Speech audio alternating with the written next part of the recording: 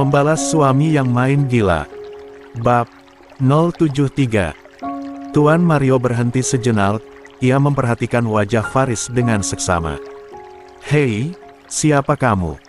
tanya Faris sedikit menaikkan oktav suaranya. Tuan Mario mendengus. "Jangan berteriak kepadaku," ujarnya singkat. Lalu Tuan Mario berlalu begitu saja dan meninggalkan Faris yang terlihat hendak marah. Mas, mau ngapain?" Farah sedikit memekik saat melihat kakaknya hendak menyusul Tuan Mario. "Dia siapa Farah? Kenapa dia bisa keluar dari kamarmu?" tanya Faris yang masih memperhatikan Tuan Mario yang tengah memakai sepatunya. "Jadi sepatu itu miliknya," batin Faris. "Dia pacarku mas, gak usah lebay," sahut Farah acuh lalu melipir ke dapur. Setelah bekerja keras yang melelahkan tapi membuat enak dan bikin nagih, Farah merasa kehausan. "Pacarmu?" Faris menganga tak percaya. Adiknya berpacaran dengan pria tua. Pikir Faris tak habis pikir. "Ya, dia pacarku," sahut Farah lagi dengan singkat. "Farah, kamu gila. Kamu berpacaran dengan lelaki tua yang seusia bapak. Dan apa tadi? Dia keluar dari kamarmu. Apakah kalian?" ucap Faris tak sanggup melanjutkan. Ia tak bisa membayangkan kalau adiknya sampai rusak. "Ya seperti yang mas pikirkan. Kenapa mas berekspresi seperti itu?" "Biasa aja kali mas, toh zaman sekarang emang udah umum kan berpacaran di dalam kamar.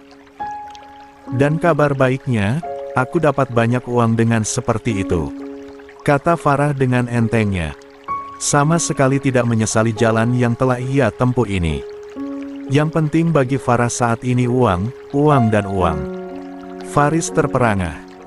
Bagaimana bisa adiknya bisa sejauh ini? "Farah, apa yang telah kamu lakukan?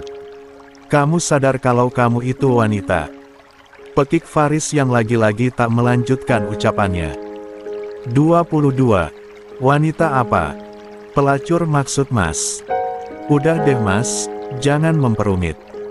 Lagi pula, keadaanku saat ini tak luput dari kesalahanmu. Karena kamu bercerai dari Mbak Alia dan sampai masuk penjara, aku sampai harus membiayai kuliahku sendiri. Memang mas pikir dari mana aku bisa melanjutkan kuliah sampai lulus jadi sarjana? Ujar Farah. "Oh ya, Tuan Mario terganggu dengan adanya kamu di sini mas. Ia merasa tidak bebas jika ingin menemuiku. Lebih baik mas cepat pulang, atau cari tempat tinggal yang lain." "Tenang saja, nanti aku kasih uang.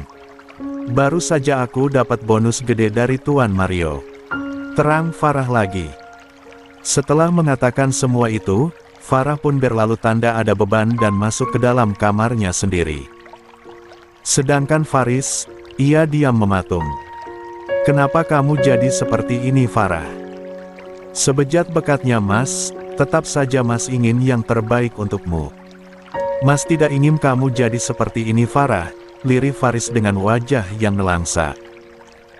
Tidak ada seorang kakak yang ingin adik perempuannya sampai salah jalan seperti ini. Faris merasa bersalah, karena ulahnya yang berselingkuh dengan Sari, membuat kehidupannya dan keluarganya jadi berantakan. Malamnya, Faris mencoba menasehati adiknya itu, tetapi Farah marah berbalik memarahinya. "Sudahlah mas, gak usah urusi kehidupanku, hidupku udah kadung hancur dan berantakan, sekarang tinggal menjalani saja, toh aku merasa bahagia karena banyak uang. Mas urusi hidupmu sendiri saja. Oh ya, besok mas pergi dari apartemenku ini, karena pacarku tidak suka ada kamu. Ini ada uang 10 juta buat pegangan mas. Maaf karena tidak bisa mengizinkanmu tinggal lebih lama di sini, unit ini memanglah sudah menjadi milikku, tapi kalau Tuan Mario sampai marah karena adanya kamu di sini, bisa-bisa aku dipecat jadi pacarnya. Yang berakibat hilangnya sumber keuanganku," kata Farah malam tadi. Farah sudah tertutup mata hatinya, sehingga tidak menerima masukan apapun dari sang kakak. Uang sudah membutakan segalanya, yang penting bagi Farah, ia dapat uang banyak tanpa bersusah payah. Pagi ini Faris bersiap, ia memutuskan untuk pulang kampung saja. Ia juga merasa rindu dengan anak perempuannya yang dari Sari. Ah, seperti apa rupa anakku? 23. Apakah mirip aku atau ibunya? Cek. Kenapa juga Sari sudah tidak pernah menjengukku di penjara? Benar-benar minta dicerai dia. Gumam Faris sambil menggerutu. Setelah dirasa cukup tampan, Faris pun keluar dari kamarnya. Mas mau pergi sekarang? Kemana? Tanya Farah saat melihat kakaknya keluar dari kamar dalam keadaan rapi. Mas mau pulang saja dek, mas rindu dengan ibu dan bapak, terutama Cahaya. Kata Faris seraya duduk di hadapan sang adik. Lantas adiknya langsung menyodorkan setangkup roti bakar, dan segelas kopi. Sarapan dulu mas, kata Farah. Faris mengangguk lalu mulai menyeruput kopinya. Setengah jam kemudian, keduanya telah selesai sarapan. Faris pun meminta Farah untuk mengantarkan ke terminal bus antar provinsi. Dek, bisa antar mas ke terminal? Tanya Faris. Ya, sebentar, jawab Farah lalu berlalu masuk ke kamarnya. Tak lama Farah keluar dengan membawa tas selempang di pundaknya. Yuk, seru Farah. Farah pun mengantar kakaknya tersebut ke sebuah terminal. Mas pulang dulu ya dek, hati-hati kamu di sini, pesan Faris sebelum menaiki bus. Iya mas, gak udah khawatirin aku. Aku baik-baik saja, kata Farah. Faris pun naik ke bus dan tak lama bus pun mulai berjalan. Beberapa jam kemudian, Faris telah sampai di kota di mana kampung halamannya berada. Ia menaiki ojek untuk mengantarnya ke rumah sang istri. Tak sampai 1 jam, Faris telah sampai di rumah Busri, mertuanya. Assalamualaikum, seru Faris di ambang pintu. Waalaikumsalam, sahut Busri dari dalam. Sia, Pak, ujar Busri mengerutkan dahinya. Enak Faris. Itu betulan kamu le, seru Busri menganga tak percaya. Faris berjalan masuk lalu menyalimi tangan Busri. Iya bu, ini Faris, jawab Faris. 24. Hahaha. Tiba-tiba dari arah depan, ada seorang bocah perempuan berlari masuk lalu memeluk kaki Busri. Mbak Uti, itu kucingnya lucu. Kucingnya kejal-kejal aku. Seru bocah tersebut menemanggil Busri dengan sebutan Mbak Uti. Oh ya, Mananduk, kata Busri seraya mengelus rambut sang cucu. Ya, yang nemplok di kaki Busri adalah Cahaya, anak dari Sari. Itu, tunjuk Cahaya lalu saat melihat adanya orang asing di hadapannya, Cahaya langsung mengkerut takut. Faris yang melihat bocah tersebut pun mengerutkan dahinya. Loh, kayak kenapa? Seru Busri yang melihat sang cucu malah mendusel-dusel di kakinya.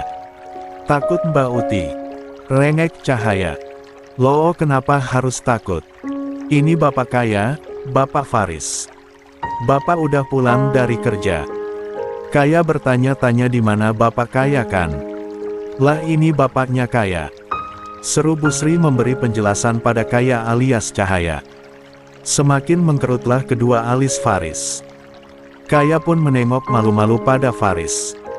Bu, ini Cahaya, anakku, tanya Faris dengan ekspresi yang entah. 25. Kak, bapak, lirih si kecil Cahaya. Mata Faris berkedip-kedip menatap anak yang dikata adalah anaknya. Faris hanya diam dan terus memandangi wajah Cahaya. Benarkah ini Cahaya anakku? Mengapa wajahnya mirip sekali dengan Mas Fahri? Batin Faris bergejolak. Dalam sekali lihat saja, wajah Fahri tercetak jelas di wajah si kecil Cahaya. Hanya ini versi kecil dan versi perempuan. Ini bapak Kaya mbah. Seru Cahaya lagi lalu mendongak menatap Mbak Utinya untuk mencari kebenaran. Lantas, Busri mengangguk. Benar Cak Ayu, ini bapaknya Kaya. Ucap Busri membenarkan. Mata Cahaya pun langsung berbinar-binar, tubuh kecilnya langsung melompat dan mendekap erat pada kaki panjang Faris. Bapak, seru Cahaya girang. Bapak kemana aja? Kerja gak pulang-pulang. Kaya lindu sekali. Seru Cahaya antusias. Bocah berumur 4 tahun itu terlihat senang sekali. Karena bapak yang selama ini ia tanya-tanyakan akhirnya pulang dari bekerja. Faris tersenyum kikuk. Cahaya, bapak juga rindu. Ucap Faris meragu. Walau pikirannya berkecamuk ia pun tak bisa mengabaikan begitu saja si kecil Cahaya yang terlihat menggemaskan. Faris pun mengangkat tubuh Cahaya dan menggendongnya. Yeay, seru Cahaya yang lagi-lagi girang. Ia senang sekali karena bapaknya sudah pulang. Ini benar Cahaya bu? Tanya Faris lagi memastikan. Iyo, ini Cahaya anakmu Faris. Sahut Busri. Ayo duduk nak, mau ibu ambilkan makan. Ujar Busri lagi menyuruh menantunya untuk duduk. 26. Nanti saja bu, belum lapar. Oh ya, Sari mana bu? Sahut Faris menolak diambilkan makan oleh ibu mertuanya. Sari sedang pergi. Entah mau kemana anak itu. Sahut Busri. Faris pun hanya terdiam, ia memperhatikan kembali Cahaya yang menggelendotinya. Terlihat jelas sekali kalau bocil itu bahagia akan kehadirannya. Malam pun tiba, tepat pukul 8 malam Sari pulang ke rumahnya. Ketika masuk ke dalam rumah, Sari mengeritkan kedua alisnya karena merasa heran adanya seorang lelaki dewasa yang ada di hadapannya. Posisi Faris saat ini membelakangi Sari, jadi Sari tidak melihat kalau lelaki yang dikira asing itu adalah suaminya. Lebih tepatnya suami siri. Karena pernikahan mereka 5 tahun yang lalu masihlah pernikahan siri. Belum disahkan secara negara karena keduanya kadung masuk bui. Sari, sudah pulang Kamunduk? Dari mana saja? Kebiasaan Kamunduk, pergi dari siang jam segini baru pulang. Seru Busri sedikit mengomel saat melihat kepulangan anaknya. Mendengar mertuanya mengoceh, lantas Faris langsung membalikkan badan ke arah pintu. Sari yang sedang berjalan masuk lebih dalam pun seketika mematung. Lah kaget melihat siapa lelaki yang ada di rumahnya. Mas Faris. Gagap Sari dengan wajah menganga tak percaya. Sari, ujar Faris yang langsung berdiri dari duduknya. Dilihatnya dengan seksama wanita yang masih berstatus istrinya itu. Wajahnya seketika muram saat melihat penampilan istrinya yang jauh dari kata sopan. Saat ini, Sari memakai dress di atas lutut dan tanpa lengan, sehingga terlihat jelas kulit eksotis kecoklatan Sari dan menampilkan lekuk tubuh Sari yang semakin aduhai itu. Iyonduk, ini suamimu sudah pulang dari penjara. Kamu gimana sih? Kamu apa gak tahu atau gimana? Harusnya kamu menjemputnya atau paling tidak disambut di rumah. Ini malah ngelayap gak jelas. Omel Busri. Sari pun terlihat salah tingkah, apalagi ditatap sedemikian rupa oleh Faris. Itu, gagap Sari tak jelas. Ibu-ibu, bapak sudah pulang. Tiba-tiba Cahaya berceloteh girang mengadukan kalau bapaknya sudah 27. Pulang. Akhirnya Kaya punya bapak ya bu, gak seperti yang gak punya bapak, celoteh Kaya lagi. Lihat bu, Kaya dibelikan mainan Belbi sama bapak, cantik Belbinya bu. Kaya terus berceloteh dengan mimik wajah yang bahagia. Sari tersenyum kikuk, lalu dengan perlahan Sari mendekat. Mas, maaf ya, aku gak tahu kalau kamu udah keluar dari penjara. Kata Sari dengan wajah yang dibuat-buat menyesal. Bukankah aku sudah memberitahumu 2 minggu yang lalu kalau aku akan keluar dari penjara Sar? Ujar Faris dengan suaranya yang mulai berat. Perasaan yang mulai gundah mulai menghantui Faris. Melihat anaknya sendiri, Faris merasa ragu. Mengapa rupa anaknya tidak mirip dengannya ataupun Sari? Pertanyaan itu yang sedari awal berputar di kepala Faris saat pertama kali bertemu dengan Cahaya. Padahal Faris sangat antusias ingin segera bertemu putrinya itu, tapi saat bertemu malah. Malam semakin larut, kini Faris, Sari serta Cahaya sudah berada dalam satu kamar. Setelah memastikan Cahaya sudah terlelap, perlahan Faris bangkit dari tidurannya dan mendekati istrinya. "Bangunlah, kita bicara sebentar. Aku tahu ku belum tidur, Sar," kata Faris yang sudah duduk berhadapan dengan Sari yang sedang berpura-pura tidur. Berpura-pura tidur tentunya untuk menghindari suaminya ini. "Aku tahu kamu cuma pura-pura tidur, Sar, terlihat matamu yang terus bergerak. Apa perlu kusiram segelas air untuk membuatmu bangun?" ucap Faris lagi terdengar sedikit menggertak. "Biar." Akhirnya mata Sari pun terbuka lebar. Mas Faris." Ada apa sih mas? Aku ngantuk tahu. Seharian aku bekerja untuk menafkahi anak kita," kata Sari berkilah. Padahal mas seharian ini Sari sedang bersenang-senang. "Anak kita?" Kedua alis Faris mulai mengerit. "Oh ya, tentang itu. Aku mau bertanya. 28. Cahaya, itukah Cahaya anakku?" Faris mulai menyinggung soal Cahaya. Sari pun mulai gugup. Iya mas. Ini Cahaya. Anak kita," jawab Sari terdengar gagap. "Betulkah itu anakku, Sar? Dulu kamu tidak bermain dengan dua pria sekaligus kan? Mengapa wajah Cahaya sama sekali tidak mirip dengan kita? Apa kau sedang mencurangiku?" cerca Faris curiga. Mengintimidasi Sari dan sukses membuat Sari berkeringat dingin. "Ya enggaklah mas, kamu bicara apa sih? Mana mungkin aku bermain dengan dua pria secara bersamaan. Memang kau anggap aku ini wanita apaan mas?" Sari pun terus berkilah. Tak mau hubungan gelapnya dengan sang kakak ipar terbongkar oleh suaminya. Faris pun tersenyum miring. "Yang jelas kamu bukan wanita baik-baik, Sari. Lupa kalau kamu dulunya menggodaku yang notabene-nya suami orang. Menurutmu, wanita baik mana yang ngajak tidur suami orang? Dan tentunya kamu ingatkan, di saat aku menidurimu aku bukanlah yang pertama," kata Faris menohok sampai ke ulu hati Sari. Sari pun kicep, ia berusaha keras untuk berpikir supaya suaminya ini tetap percaya kepadanya. "Sebenarnya apa sih maksudmu mas? Kamu bangunin aku tuh buat apa? Gak tahu orang capek apa?" sembur Sari balik memarahi Faris. "Anak siapa dia?" tanya Faris seraya melirik sekilas pada Cahaya. Dia. Si siapa dia yang kamu maksud mas?" gagap Sari lagi mulai ketar-ketir. Akhirnya apa yang selama ini ia takutkan mulai muncul ke permukaan. "Dia. Cahaya. Anak siapa dia?" 29. Melihat dari rupanya sangatlah mirip seseorang yang sangat kukenal. Dan tentunya dengan sekali lihat dia bukanlah anakku, kata Faris dengan rahang yang mulai mengeras. Andai yang dipikirkannya itu adalah suatu kebenaran, maka dia sudah ditipu habis-habisan.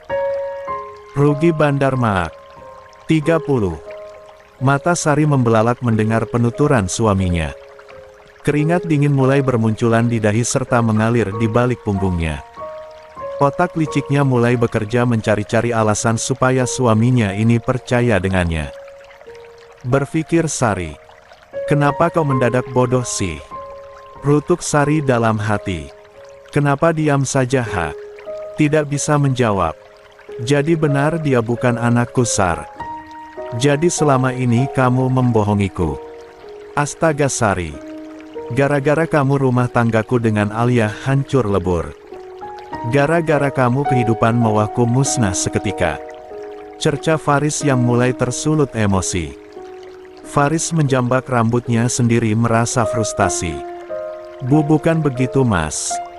Aku diam karena kaget saja mendengar kamu bisa bicara seperti itu.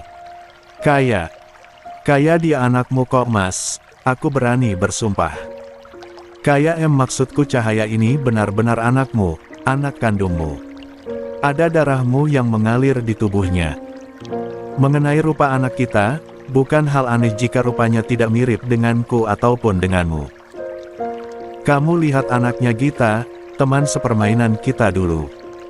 Bukankah dia punya anak dan anaknya sama sekali tidak mirip dengan kedua orang tuanya? Wajahnya anak Gita dan Rafli malah sangat mirip ibunya Gita, Bude Narti.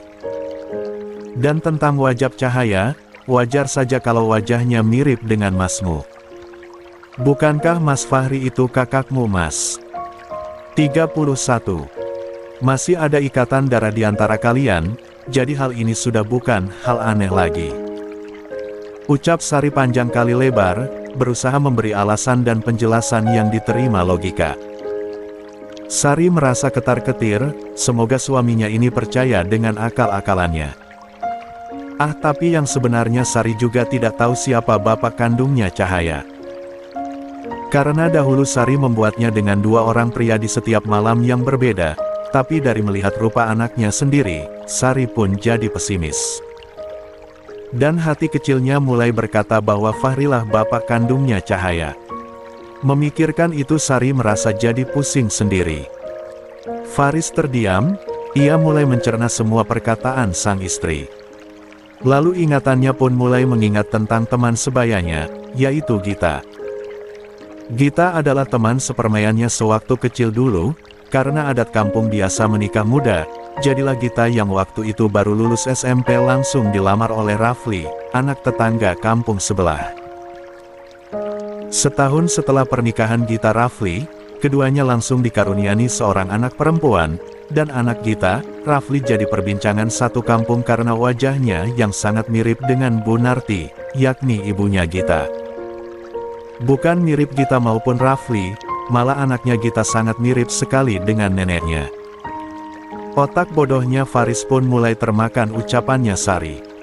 Kepalanya perlahan mulai mengangguk-angguk kecil. Jadi, itu masih wajar kalau tidak mirip kita yang orang tuanya. Gumam Faris yang tentu saja masih didengar oleh Sari. Mendengar suaminya yang mulai termakan bualannya pun dalam hati Sari bersorak senang. Sebisa mungkin Sari menahan senyum kemenangannya. Iya Mas, itu masih wajar. Kamu dan Mas Fahri kan adik kakak, jadi wajar kalau anak kita lebih mirip dengan Mas Fahri. Mas Fahri kan padenya kaya. Sari pun terus membual untuk membuat Faris percaya. Kamu tidak sedang membohongiku kan? Ucap Faris lagi ingin memastikan. Mana mungkin aku bohong Mas? Lagi pula yang aku cintai itu hanya kamu, dan cuma denganmu aku berhubungan. Tidak mungkin aku berhubungan dengan adik kakak sekaligus, aku tidak semurahan itu Mas. Mengenai aku yang sudah tidak perawan kan dulu aku pernah bilang, kalau sewaktu kecil aku jatuh dari sepeda. Lanjut Sari lagi terdengar masuk akal di telinga Faris. Lagi-lagi Faris yang bodoh pun percaya dengan semua perkataan Sari. Dengan perlahan Sari mulai mendekat, lalu ia menggunakan jurus andalannya yaitu mendekap erat Faris seraya menggoyang-goyangkan dadanya yang menempel di dada Faris. Tentu saja Faris yang lelaki normal serta sudah tahunan tidak menyentuh wanita pun langsung berdiri tegak tiang listriknya. 32. Di bawah sana, ular jinaknya mulai menegang dan meronta-ronta ingin masuk goa. Mas, percayalah, aku hanya mencintaimu. Buktinya sampai saat ini aku masih setia denganmu. Dan Cahaya itu benar-benar anakmu, lirih Sari. Faris merasa badannya mulai adem panas, badan Bahenol Sari yang menempel erat di tubuhnya pun membangkitkan sesuatu yang bergejolak di dalam tubuhnya dan minta segera disalurkan. Mas, aku hanya cinta kamu.